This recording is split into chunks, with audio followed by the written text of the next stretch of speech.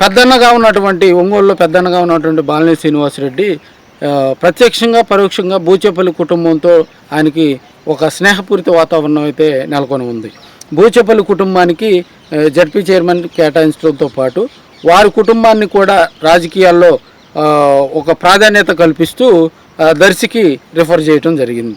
అదేవిధంగా జగన్మోహన్ రెడ్డి కుటుంబంతో కూడా బూచేపల్లికి ఉన్న అనుబంధం, వాళ్ళతో ఉన్నటువంటి స్నేహపూరిత వాతావరణంలో బూచేపల్లికి టికెట్ కేటాయించడం జరిగింది. ఏది ఏమైనప్పటికీ కూడా బూచేపల్లిని ఢీకునే ప్రత్యర్థి తెలుగుదేశం పార్టీ నుంచి కానీ జనసేన పార్టీ నుంచి కానీ దర్శిలో పోటీ చేస్తారా? పోటీ చేస్తే బూచేపల్లి రాజకీయ ఎత్తుగడలకు వాళ్ళు తట్టుకొని బూచేపల్లి మీద విజయం సాధిస్తారా? లేదంటే ఒక స్ట్రాటజీ తోటి ప్లాన్ 1 ప్లాన్ బి అమలు చేసుకుంటా ప్రజలతో మమేకం అవుతా గ్రామంలో వైఎస్ఆర్సీపీ కార్యక్రమాలు నిర్వహించుకుంటూ అనుకూల ప్రత్యర్థులను కూడా కలుపుకొని పోతూ ముందుకు వెళ్ళటంలో బూచేపల్లి తన మార్కు సాధించిన సందర్భం జరుగుతుంది. ఇక్కడ ఒక ప్రత్యేక అంశం ఈ మధ్య తెర మీదకి వస్తుంది. ఒంగోలు నియోజకవర్గంలో ఒంగోలు పార్లమెంటు అభ్యర్థిగా గనక మాగుంట శ్రీనివాసులరెడ్డి కనుక తెలుగుదేశం పార్టీ కనుక ప్రకటించినట్లయితే ఈ క్రమంలో మాగుంట కూడా దర్శి నియోజకవర్గం నుంచి సిద్ధారాఘవరావుని తెలుగుదేశం పార్టీకి కానీ జనసేనలో కానీ చేర్చి అక్కడి నుంచి సిద్ధారాఘవరావుని బరిలోకి దింపాలి అనే ఆలోచనలో మాగుంట ఉన్నాడు.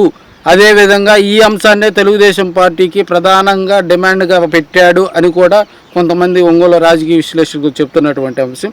ఒకవేళ సిద్ధా కనుక తెలుగుదేశం పార్టీ నుంచి దర్శిలో కనుక పోటీలో కనుక నిలబడితే 2014లో ఇదేటువంటి ఒక స్ట్రాటజీ అక్కడ అమలైంది. సిద్ధారాఘవరావు తెలుగుదేశం పార్టీ వైపు నుంచి నుంచున్నారు. బూచేపల్లి పోటీలో నుంచొని సిద్ధారాఘవరావు విజయబాబుట అంటే స్వల్ప మెజార్టీతో సిద్ధారాఘవరావు గెలవటం జరిగింది. సిద్ధారాఘవరావు గెలవటంతో పాటు అక్కడ ఒక 5 years తెలుగుదేశం పార్టీలో ఒక మంత్రి పదవి కూడా సిద్ధారాఘవరావు దర్శి నియోజకవర్గం నుంచి కూడా చేయటం జరిగింది. ఏదేమైనప్పటికీ కూడా మాగుంట తన డిమాండ్ను కనుక టీడీపీలో చేరిన తర్వాత ప్రధాన డిమాండ్ కనుక దర్శి నియోజకవర్గం మీద కనుక పెడితే ఒకవేళ తెలుగుదేశం అధిష్టానం కనుక దాని మీద కసరత్తు చేసి సిద్ధాకు కనుక సీటు కనుక కేటాయిస్తే ఇక్కడ బూచేపల్లి సిద్ధా కుటుంబాల మధ్య టగ్ ఆఫ్ వార్ నెలకొని ఉంటుందని ప్రధానంగా అనుకుంటున్నారు.